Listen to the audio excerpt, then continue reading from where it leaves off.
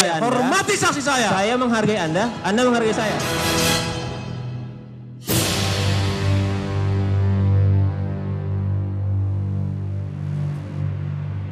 Pemirsa, terima kasih Anda masih bersama Breaking News Misteri Kematian Mirna dan masih bersama kuasa ahli hukum pidana Heri Firmansyah di sini. Bang Heri, kita lihat persidangan sebelumnya.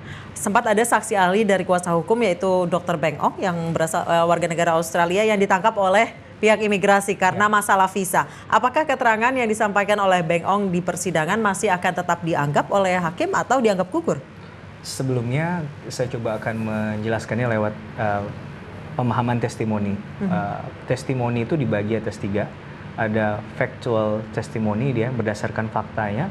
Kemudian ada bicara tentang opinion testimoni, bicara pendapatnya saja. Kemudian yang terakhir adalah expert opinion. Yang ini yang diberikan oleh ahli. Nah, Profesor Beng Ong kemarin dihadirkan sebagai kapasitasnya ahli. Kalau tidak salah forensik ya di situ ya.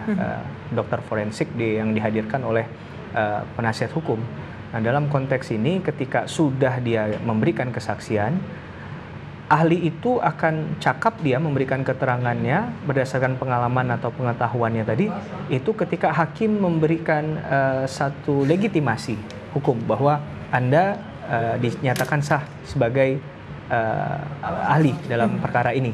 Nah, ketika itu sudah dilekatkan, maka menurut hemat saya, apalagi dalam kerangka menemukan kebenaran material, kita tidak bisa menyelami apa yang terjadi pergolakan batin hakim saat itu dan nanti ke depan sebelum ada putusan. Tapi ketika itu dibutuhkan, menurut saya tidak serta-merta harus hilang esensi dari keterangan ahli dari Profesor Beng Ong kemarin.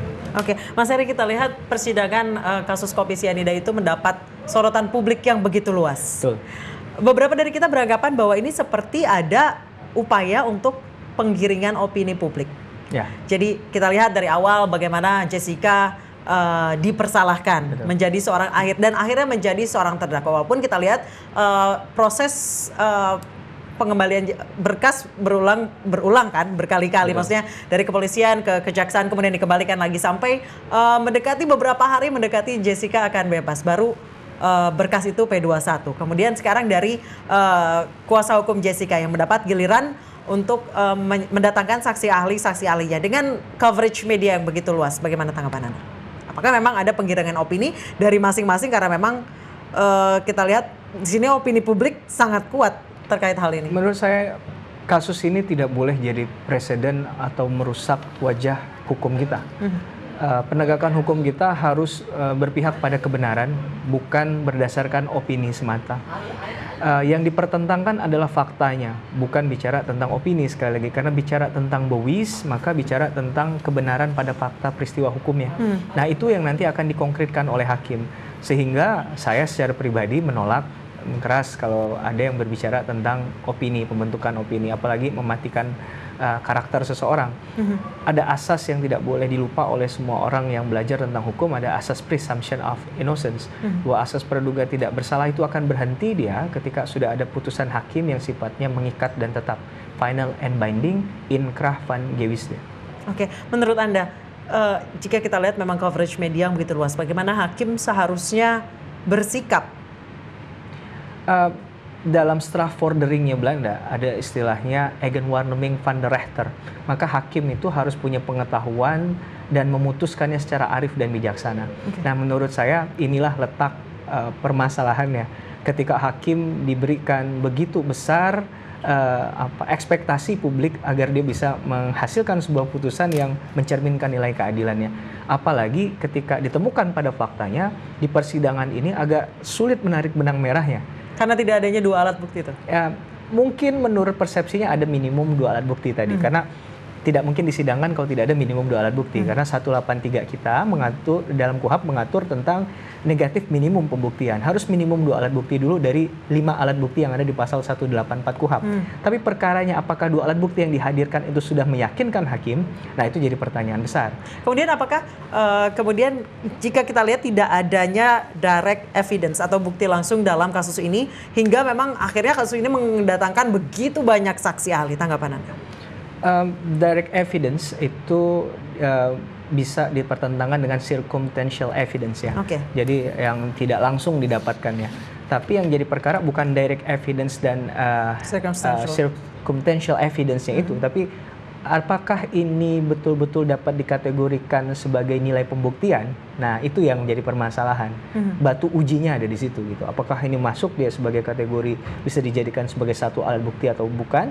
Karena bewiskrah atau menilai kekuatan pembuktian ada di hakim, tapi dalam menilai itu pun hakim akan melihat secara apakah nanti ini masuk kualitatif atau kuantitatif. Orang kan bahkan memperkarakan apakah dua saksi itu sudah merupakan dua alat bukti atau satu alat bukti. Nah, kalau dua saksi yang dihadirkan tapi memberikan keterangan yang sama persis, maka itu bisa saja dinilai bukan sebagai dua alat bukti yang berdiri sendiri, tapi akhirnya menjadi satu alat bukti saja. Akhirnya jika kita lihat keterangan dari kedua saksi ahli baik yang diterangkan oleh JPU dan dari kuasa hukum itu sangat kontradiktif. Bahkan saat saksi ahli yang didatangkan adalah saksi ahli yang menguasai ilmu pasti seperti kedokteran. Tanggapan Anda? Saya agak menyayangkan itu ya, karena kalau kita bicara pendapat sarjana hukum, banyak pameo yang mengatakan di luar sana ketemu dua sarjana hukum maka pendapatnya bisa 4, bisa 8, bisa 16, bisa dikalikan berikutnya bisa ratusan mungkin. Tapi ketika kita bicara nilai disiplin ilmu yang terukur, maka harusnya ada margin of error yang harusnya itu tidak jauh berbeda. Tapi ketika jangkauannya bisa 100, 700, 1000, itu agak beyond our imagination gitu loh. Imajinasi kita nggak nyampe sampai di situ untuk melogikakannya mengapa harus terjadi begitu besar margin of error yang terjadi di antara keterangan ahli yang satu dengan ahli yang lain gitu. Kemudian jika kita lihat kasus ini dari awal memang sempat diragukan apakah benar atau tidak Jessica pelakunya hingga harus duduk di kursi pesakitan seperti itu dengan kita lihat berkas yang bolak-balik. Kalau Anda melihatnya seperti apa? Apakah memang kasus ini sudah layak untuk dipersidangkan atau memang seperti kita bahas tadi pada saat offer ini makanan yang disajikan itu belum matang gitu? Ya. Kalau kita melogikakan ini, bisa saja kita melogikan ini sebuah makanan yang disajikan belum sempurna gitu, belum siap saji sehingga ketika dihadirkan gitu, disajikan banyak penolakan gitu. Jadi tapi kalau kita kembali ke belakang seakan-akan kita tidak menghormati persidangan sedang berlangsung. Mau tidak mau sekali lagi, suka atau tidak suka ya, ini sudah prosesnya sudah berjalan, harus kita hargai sebagai orang yang menjunjung tinggi hukum dengan tidak ada kecualinya, maka ya harus kita pahami ini sebagai sebuah prosedur untuk menegakkan keadilannya tadi. Cuman catatannya adalah bagi saya begini, akan menjadi mudah kasus ini ketika proses di awalnya, pintu masuk di penyidikannya sudah begitu sempurna. Sehingga tugas untuk membuktikan tadi sudah tidak menjadi berat lagi bagi jaksa penuntut umum. Apakah memang ada defect atau kesalahan kecil pada proses penyidikan, kemudian pada proses pemeriksaan korban, pemeriksaan terdakwa, hingga membuat kasus ini begitu jelimet seperti itu? Saya menghormati teman-teman penyidik kepolisian gitu ya, dalam artian bahwa mereka saya pastikan bekerja secara profesional gitu. Cuman yang jadi permasalahan ada teknik strategi yang untuk meyakinkan how to convince someone gitu kan ya. Untuk meyakinkan seseorang itu butuh nilai rasa yang lebih tinggi dari hanya sekedar menyajikan sesuatu. Nah, ketika kasus ini menarik atensi publik udah menunggu dari awal. Apakah benar dia melakukannya? Apakah dia matinya karena cyanida? Karena sekarang sudah berkembang opini yang membelah gitu. Nah, seharusnya tadi sekali lagi ketika batu uji di awal pintu masuknya adalah di penyidik kepolisian, harusnya penyidik kepolisian sangat memperhatikan tadi hal-hal semacam ini gitu. Contoh kecilnya adalah misalnya dia mati karena cyanida, maka yang paling gampang adalah kita bicara tentang instrumenta delictinya, tentang kejahatan yang digunakan menggunakan apa, maka cyanidanya harus ditemukan misalnya, bukan hanya di lambung misalnya, misalnya ini. Kemudian yang kemarin diperkarakan adalah yang menjadi tanya besar di publik adalah bagaimana hilangnya celana yang dipakai Jessica pada saat kejadian. Menurut saya itu adalah salah satu bentuk bukti kehebatan seorang penyidik untuk bisa membuktikan sehingga no doubt lagi tidak ada lagi keraguan-raguan sedikit pun yang meliputi hakim maupun kita yang menonton yang tidak mengikuti penyidikannya dari awal karena itu wewenangnya penyidik sekarang. Apakah jika Anda lihat dari persidangan yang bergulir selama ini, apakah masih banyak keraguan-raguan? Kalau saya pribadi melihatnya sebagai orang yang netral gitu, tidak akan bisa menjadi fase ini menjadi yang awalnya 70-30 mungkin, sekarang mungkin menjadi 60-40 atau 50-50 bahkan. Karena mungkin tadi ada celah-celah hukum atau celah-celah yang dalam proses pembuktian di fakta persidangan yang dilihat sebagai sesuatu yang tidak utuh tadi. Oke, kemudian jika lihat saksi-saksi yang didatangkan, apakah menurut Anda ya, pandangan Anda, apakah dari sudut mana yang lebih meyakinkan hakim?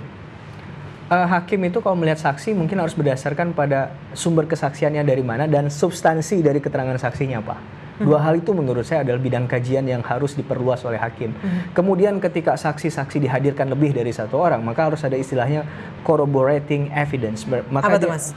Istilahnya adalah ini harus saling bisa terintegral dia, terhubung dia satu sama lain. Karena bisa saja sesuatu yang relevan tadi tapi tidak admissible, tidak dapat diterima dalam konteks kesaksiannya. Karena ada istilahnya testimonium di auditu.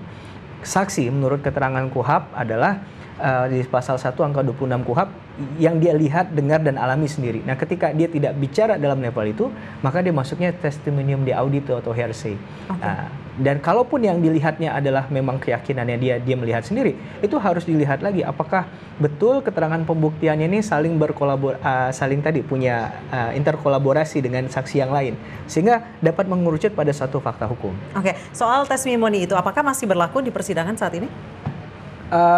Saya belum melihat itu ada istilah itu digunakan oleh hakim. Maka sejauh ini mungkin itu dapat diterima oleh hakim dan hakim mungkin tidak akan terburu-buru untuk menyatakan itu sebagai testimonium di auditu karena saya pun yakin dan percaya yang dihadirkan kemarin sejauh ini yang melihat di situ ya, tapi tidak melihat dengan tepat sekali apakah si X tadi memasukkan cyanidanya ke dalam kopinya Mirna. Jika kita lihat persidangan yang berjalan selama ini dan membandingkan antara saksi yang didatangkan oleh JPU dan saksi yang didatangkan oleh kuasa hukum, ada perbedaan. Saksi yang didatangkan oleh JPU adalah saksi yang memeriksa langsung Jessica, kemudian melakukan pemeriksaan pada tubuh korban, kemudian juga melakukan penyidikan bersama dengan penyidik dari kepolisian, sementara saksi yang didatangkan oleh kuasa hukum adalah yang di luar itu.